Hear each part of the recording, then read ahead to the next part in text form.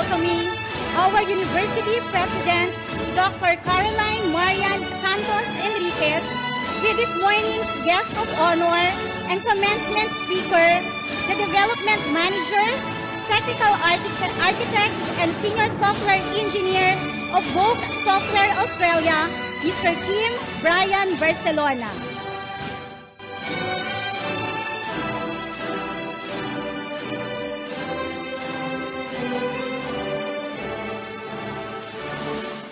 To make this morning's commencement exercises more meaningful, we are honored to have with us the presence of our guest speaker.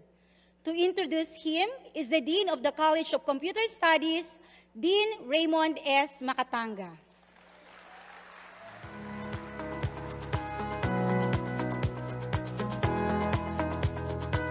Ladies and gentlemen, it is an honor to introduce our esteemed commencement speaker. He is an exceptional alumnus of Our Lady of Fatima University. He graduated cum laude from the College of Computer Studies, Valenzuela Campus in 2013. He also received the Most Excellent IT Student and Student Leadership Award from the Philippine Computer Society for his outstanding performance in the field of computing. In the IT industry, he has played remarkable success, and currently, he was just promoted last month as the Development Manager. He was former Country Manager in the Philippines, Senior Web Developer, and Technical Architect in an Australian company called Vogue Software. Please join me in welcoming our distinguished commencement speaker who will share his valuable insights and experiences with our graduating class. Let us celebrate his achievements, be inspired of his journey of academic excellence and professional accomplishment. Let's all welcome Mr. Kim Brian Barcelona.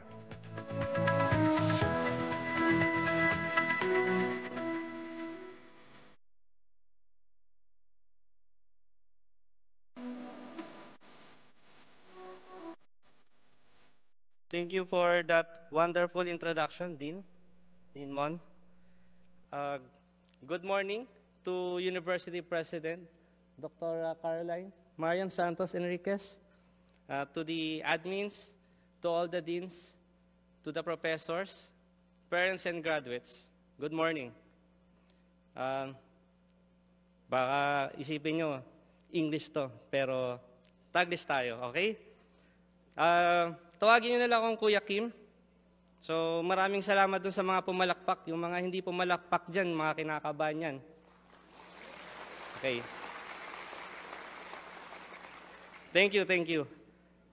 Okay, good morning. So, I'm congratulating all of you on this very special day of yours, especially for all the graduates and the parents. Tapos na rin yung sacrifice ng lahat ng mga students natin at lahat ng mga, well, sino yung mga laking lolo't lola dito?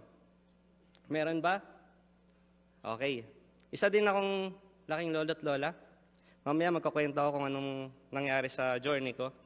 So, galing ako sa campus ng Valenzuela, IT. So, as mentioned by Dean Mon, so medyo marami tayong naging experience dyan. Maraming nangyari dun sa campus na yun nung nandun ako. 2013, batch 2013 ako graduate with cum laude. Then naging president din ako ng organization, JPCS. So until now, meron pang JPCS din, right? Yes. So for 2 years, then halos active ako sa lahat ng co-curricular activities doon. So yung mga quiz bee, so lagi akong kasali dyan.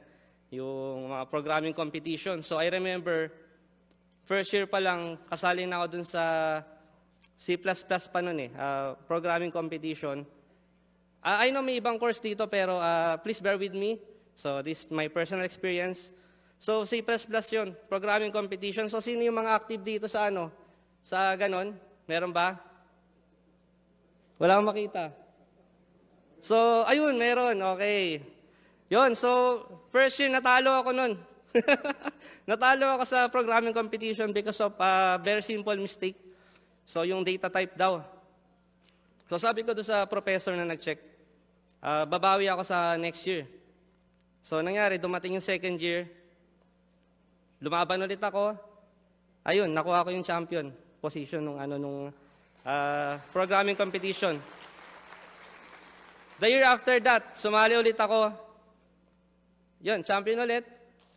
So, tingin ko, nasa dugo ko na talaga yung programming that time. And fourth year, hindi na ako sumali kasi I'm part of the organizers na eh. Kasi naging president ako nung third year until fourth year nung JPCS. Okay? Then, marami ng campus dito na present. Nung graduate ako, hanggang Antipolo pa lang meron. So, Valenzuela, Quezon City, and Antipolo. So, madami ditong galing pa sa malalayong province. Tama ba? Sino-sino yung mga galing pa sa Laguna? Yun yung pinakabago daw. Okay. Nueva Ecija, meron din at Pampanga. Okay. Mas malayo yata yung pinanggalingan ko kasi sa Pangasinan ako nakatira ngayon. So, hindi ako magpapatalo pa din. So, okay, 10 years ago, I was in the same spot. So, graduate.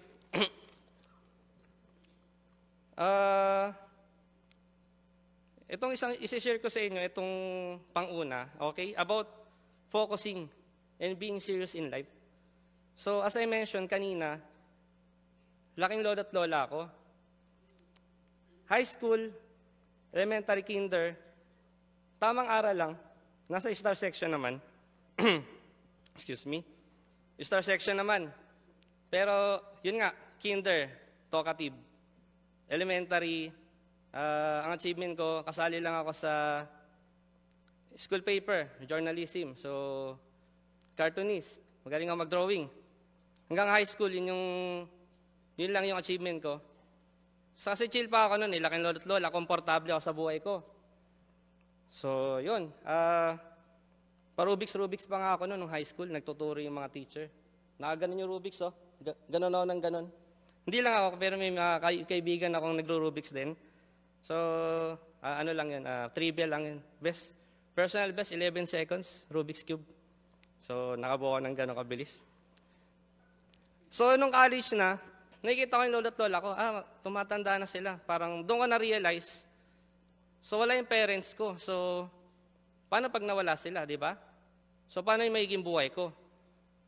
So, I started becoming serious in college. So, nung nag-start ako mag-college, so doon ako nagseryoso sa buhay. So, maybe that's why. Sobrang nag-boom yung achievements ko. Talagang nag-aral ako ng mabuti. Inayos ko yung pag-aaral ko. And I didn't realize na naging running ako for cum laude that time. And even picked as the best IT student that time. 2013. Okay? I know maraming cum laude rito, marami ding hindi. Pero ito lang masabi ko sa inyo. Yung cum laude, that's achievement dito lang sa university. Okay? Pagdating sa may industry, pag naghanap na kayo ng trabaho at nag-start na kayo mag-work, yung cum laude nyo, I'm sad to say, hindi yun yung magiging dahilan para i-promote kayo. Okay? Kailangan nyo pa rin i-prove yung sarili nyo doon sa company kung saan kayo mag-work. Okay, same lang yan ang idea na, okay, Fatima, graduate ako. Naghahanap ako ng trabaho. Ngayon, yung kasabayan ko sa interviews, that time, galing sa iba pang school, yung mga mas mahal yung tuition. Hindi ko nasasabihin yung mga mas malalaking school. Pero, that time, ang kinuha lang nung unang trabaho ko sa Ayala to, So, ano pa yun?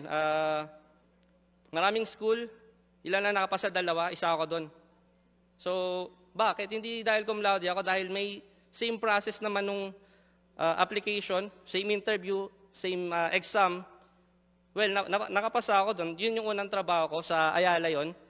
Pero before that, so dumaan din ako sa job hunt. So hindi ako umasa sa mga ibang nagme-message sa akin na dito ka na lang. So yun yung isang ituturo ko sa inyo. naghanap ako sa job portal. So, wag niyong gagawin yung a group of friends kayo, pupunta kayo sa Ortigas, pupunta kayo ng Makati, BGC. Magja-jobhan kayo. Lumang style na yon, gumamit kayo ng job portal. So, maraming kilala dyan, yung Jobstreet, di ba? Yung Indeed, Monster. So, doon kayo mag-apply online para hindi kayo mahirapan. So anong nangyari? Yung unang interview ko sa sa Ortigas yun eh. Naalala ko yun. I was wearing a very good attire. So, nag-commute ako, galing akong Valenzuela, doon pa ako nakatira. So, bus, tapos MRT, tapos Ortigas. Ayun, in-interview ako. Offer sa akin, 10,000. 10,000. Sabi ko, sabi ko, pag-iisipan ko. So isa to sa isipin nyo, okay? Hindi porket inopera na kayo ng trabaho, tatanggapin nyo na. 10,000, 2013, napakaliit nun. Mas maliit pa sa minimum, so, siyempre, galing Fatima to. 10,000, cum laude. Ano ako? Di ba? Okay, so ito yung sinasabi ko, yung cum laude, para din dun sa mga hindi naging cum laude, okay lang yan. Kasi, yung mga ibang nakatrabaho ka naman dun, hindi naman cum laude, hindi naman lahat ng kinukuha sa trabaho, kailangan cum laude. Di ba? Kasi same process yung pagdadaanan eh. Paano cum laude ako pero hindi ako nakapasa doon sa exam? Hindi wala din. Yung second jobhan ko, yun yung nakita kong trabaho sa Ayala. Yun, doon ko nakilala yung misis ko, nandito ngayon. Okay. So, cum laude, tapos yung threat ng ibang school na iniisip nyo mas malaki. Isipin nyo palagi, Fatima is big. Yung napangasawa ko, taga Lasal yan eh. O, diba? Pwede naman ganun, hindi naman kailangan matakot ka sa ibang school. Kailangan cum laude ka para makahanap ka ng trabaho. So, eto na. Are you getting my point? So, okay, huwag kayong matatakot sa job hunt. Hindi kailangan cum laude, hindi kailangan magandang school. Same level kayo lahat sa mga company. Merong iba na tumitingin sa school, may tumitingin sa cum laude, pero mga ilan lang yun. Pero you have to prove your worth when you start working inside a company. 3 very important things that I'll share to you for your career venture. Find your strength. So, dapat alam mo kung saan ka magaling. Dahil doon kayo mag-enjoy, pag nagtrabaho kayo. Paglabas nyo dito, dapat alam nyo kung saan na kayo magaling. Alam nyo na ba? Kasi, siyempre, sa school, maraming tinuturo dyan. Di ba? Major lang yung iniisip natin.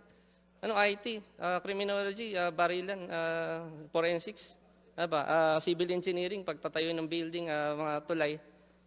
Hindi, may mga minor. So, hanggang sa lumaki yung tinuturo, dumadami, di ba? So, naging jack of all trades tayo ng mga nag-aaral tayo. So, itong paghanap ng career, ang pinaka-importante dito, dapat alam nyo kung saan kayo magaling, saan yung strength nyo. Okay? So, example, dun sa IT, dun sa course ko, madaming tinuturo. May multimedia, di ba? May web development, may mobile, may robotics. Napakadami nun. Naalala ko pa yung robotics nun, para kaming gumagawa ng crash gear. Pinagbabangga yung mga robot na na prinogram namin, Ma'am Abby, tama? Naalala ko pa yun. Pero subject lang yun. So, nung graduate ako, ang alam ko talaga, ang pinakagusto ko talaga programming kasi first year, second year, third year, talagang na-addict ako dyan sa programming. Hindi ko alam bakit eh. Tinuturo pa lang, advanced na ako. Ginugoogle ko na yung ituturo eh. So, yun. So, may mga, sa IT kasi, ganun yung kailangan natin. So, kailangan specific. So, sabihin natin programming, magaling ka sa Java, magaling ka sa C++, sa PHP, lahat gusto mong pasukin. Mamili ka kung anong field yung gusto mo, saan yung pinaka-forte mo. So, sa criminology, nakadepende yan, hindi kailangan dyan parang kailangan tutok ka doon sa isang lang, di ba? Kailangan mas maganda, mas marami ka ring alam. Sa civil engineering, ganun din. Pero depende rin sa inyo, saan nyo ba gustong palagi, di ba? Sa mga gumagawa ng bahay, involved kayo sa paggawa ng building. So, dapat alam nyo kung saan kayo kasi, ito yung mga walang specialty, pag-isipan nyo na ngayon, may time pa kayo. Alamin nyo na kung saan kayo magaling, kung saan kayo mag-enjoy. Kasi, Pag alam nyo na yung strength nyo, doon na kayo mag-establish ng career path. Okay? So, gaya ng sinabi ko sa IT, maraming facets.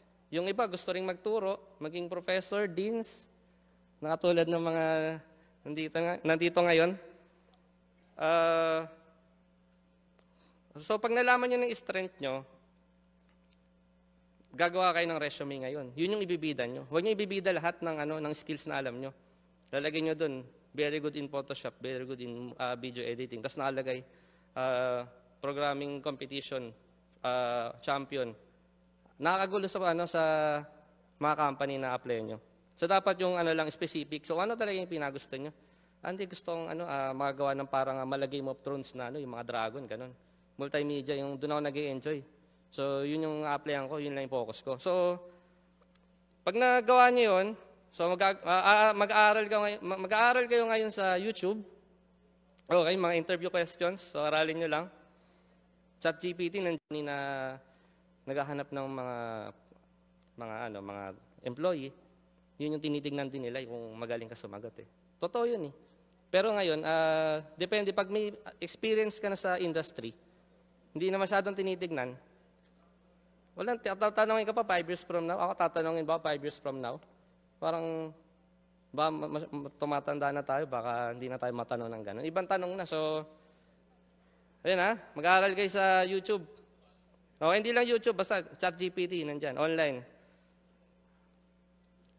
Okay?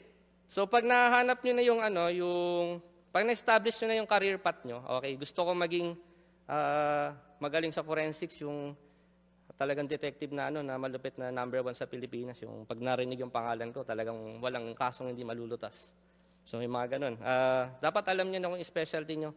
Programming, pwede nyo i-follow yung naging step ko. Web or mobile. Diba? Android, iOS, mamili kayo, hindi pwedeng dalawa. Kung iOS lang, Android lang. Okay? Hindi pwedeng dalawa. Mahirap yung ganun. Kasi pag nag-apply, kung bakit ko ba sinasabi, ba't nyo kailangan mag-focus sa isa? Kasi, pag nag-apply ulit kayo ng next job nyo, sabihin natin, sige, nag-C++ kayo ngayon. Tapos, after 2 years, ayoko na. PHP na lang. Java na lang. Wala. Tapos, apply mo, ang experience mo, C++. Anong sasabihin ng employer? Hindi pwede to, C++ ka, gusto mo, tapos Java. Yung, mali yung experience mo eh. So, ito yung offer namin sa'yo kung ano yung in-offer sa'yo nung nag-fresh grad ka. So, parang di ba? Parang mali. So, pag nag-establish kayo ng career path, andun na yun eh. So, nag-apply ka ulit. PHP ulit. Nakita nila, 2 years experience. So, okay. Ito yung offer namin sa'yo, mas malaki. Intermediate level ka na. So, ganun. Nandun yung career path. Basta ngayon pa lang, alamin nyo na yan.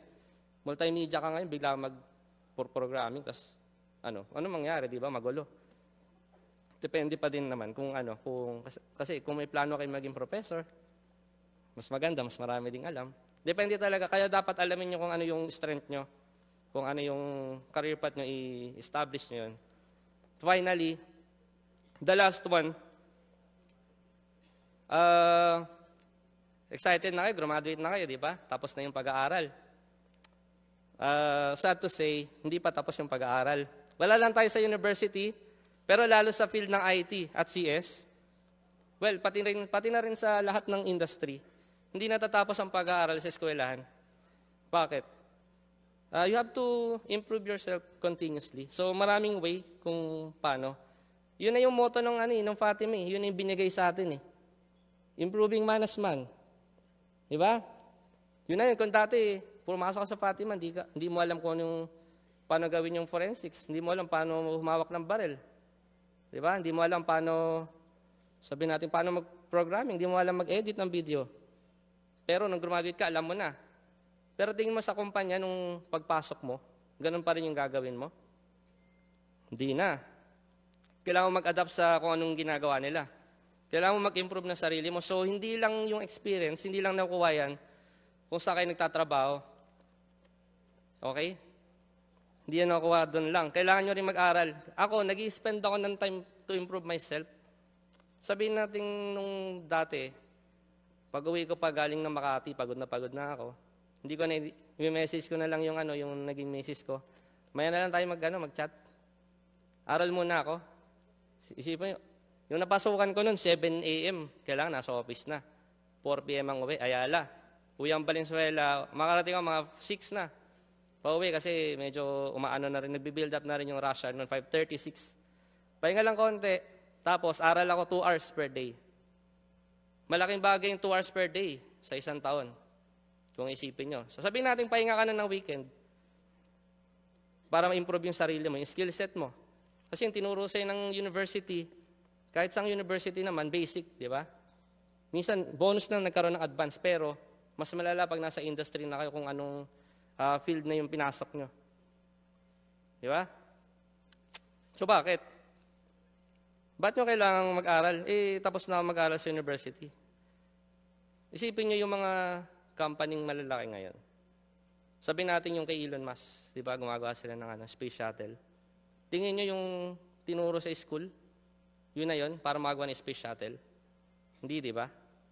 Magawa ng, sabihin natin yung new version ng iPhone, Android.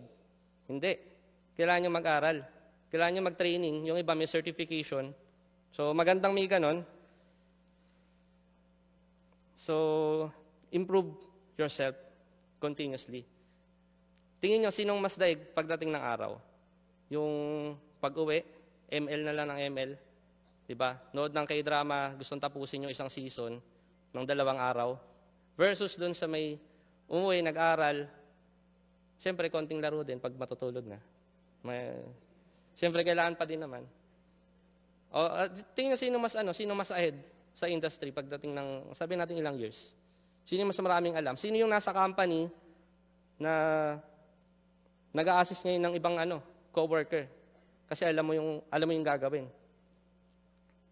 Di ba? Siyempre yung nag-aaral yun.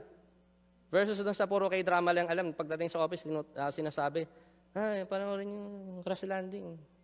May bagong season. Versus doon sa yung inaaral ko, YouTube tutorial, napakaganda. Ito yung aralin mo din kasi nag-improve talaga yung knowledge ko dito. Yun. So pagdating doon sa trabaho, sobrang advanced mo, di ba? So sino yung mapopromote, tingin nyo? Yung nagkik-drama, ang addict sa ML, o yung nag-aaral doon sa bahay? Di ba? Tip ko yan, ha? Kaya ka rin narating itong part na to. So, yung pinakaunang sinabi ko, yung be serious about life. So, yung iba dito kasi, certain nyo, may parents kayo, may mga guardians kayo. Di ba? Pero isipin nyo hanggang kailan ba sila nandyan? Hanggang kailan yung sakripisyo nila hanggang ngayon, di ba? Kasi, ito na yung time na after nyo lumabas dito, yung iba siguro nag-start na maghanap ng trabaho. Tama? Kailangan nyo na maghanap ng trabaho. So, sino ba yung may mga loved ones dito? Yung may mga lovey-doves dito? Siyempre, nagpaplano kayo, gawa tayong family soon. Pakasal tayo. So, paano? Kailangan nyo kailangan nyo talaga magseryoso sa buhay. So, ako nagseryoso na ako bago ako mag-college. Nauna lang ako. Yung mga nag-cum laude rito, Magna, may suma ba? Suma. Yun, mga nagseryoso. Baka dati pa, valedictorian na. May mga ganun, valedictorian. Pero ako kasi hindi ako nag-valedictorian. Hindi ako nag-honor nung elementary, high school. Nung college lang talaga ako nagseryoso. Kaya nang graduate ako, pati yung mga namin, valedictorian nun, salutatorian. Kino-congratulate ako. Kahit sila hindi nila na-maintain. Kaya siguro, maganda rin yung naging kabataan ko, kasi nag-enjoy ako, laro-laro lang. Nung college lang ako nagpakahirap talaga. Talagang seryoso. As in, paglabas pa rin ng university, pagka-graduate ko, talagang seryoso ako. 10,000, offer nyo, wag na. Seryoso ako, hindi ako naipagbiruan. So, doon tayo sa, alam natin hindi tayo talo. Alam natin, pwede ka mag-uwi ng pasalubong sa parents mo, di ba? Pwede kang lumabas isang araw, punta kayo sa malayong lugar, travel, di ba? Mapag-invest ka ng bahay. Dapat, improve nyo talaga yung sarili nyo. So, siyempre, wag naman yung palaging aral. Pero, may mga ganun. Talagang sobrang geek na. Aral ng aral, hanggang makatulog aral, pagkagising aral pa din. Nasa LRT, nag-aaral pa din. Ay, di, naranasan ko pala yun. LRT, isa nakatulala ka ganun, nagpe-Facebook ka, Twitter, Instagram. Ang nakabukas sa akin doon, e-book. Diba? So, tingin nyo, anong mararating ko kung hindi ganun yung style ko? Nasa LRT ako, naglalaro ako ng ML. Diba? Sumigaw na yung yung operator, hilpuyat na. Magpas na ako. Wala na, hindi ko na napansin kasi kakalaro. Pagdating doon sa office, break time, laro. Diba?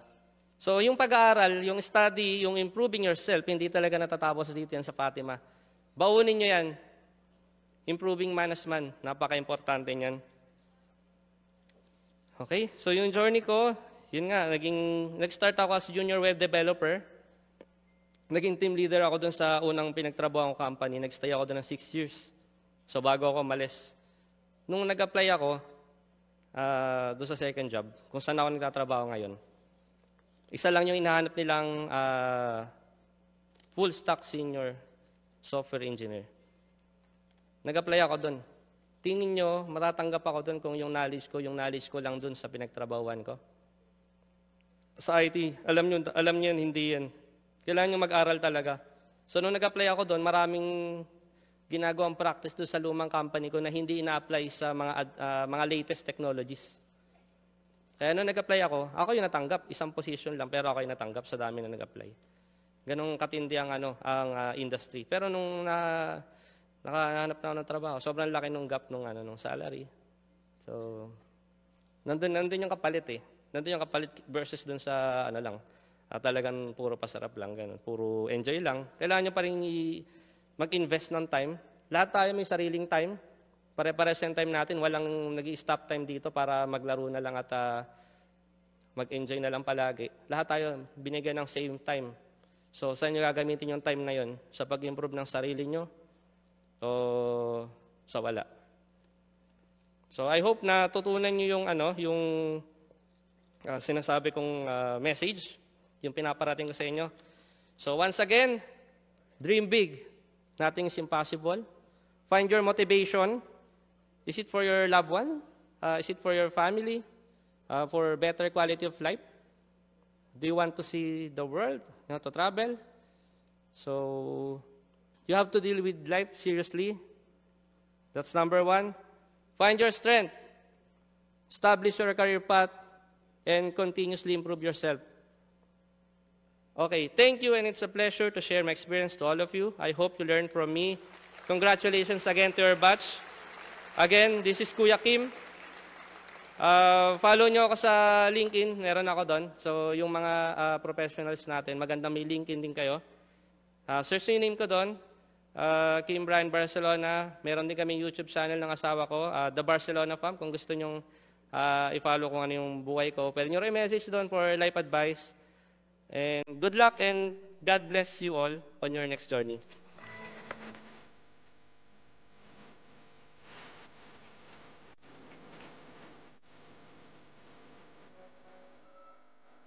It was truly an inspiring message, and we are grateful to have met a person of your caliber.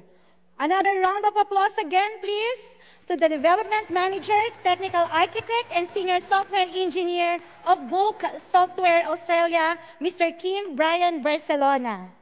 And to present the plaque of appreciation to our commencement speaker is our University President, Dr. Caroline Marian S. Enriquez, together with Executive Vice President and Vice President for Finance and Administrative Services, Mr. Don August O. Santos.